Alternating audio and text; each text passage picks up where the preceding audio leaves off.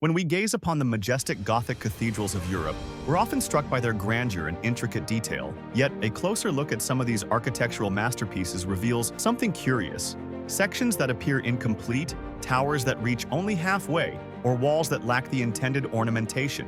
This observation has led to a fascinating question. Were some Gothic cathedrals deliberately left unfinished? And if so, why? Take the Cologne Cathedral. Construction began in 1248, but its iconic twin spires weren't completed until 1880, over 600 years later. Or Beauvais Cathedral in France, which boasts the tallest Gothic choir in existence, but lacks a proper nave. At first, the reasons seemed pretty straightforward. Building a Gothic cathedral wasn't just difficult, it was a massive project that could take generations.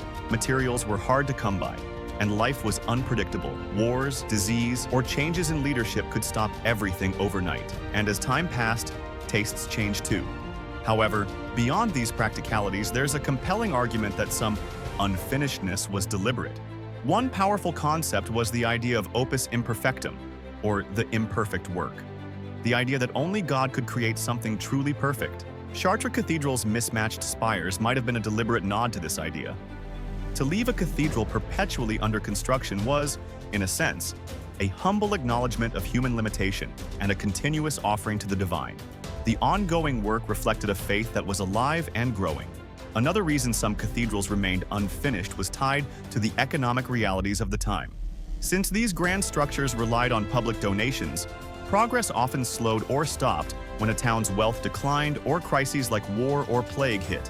But an unfinished cathedral wasn't just a problem. It could be a strategy.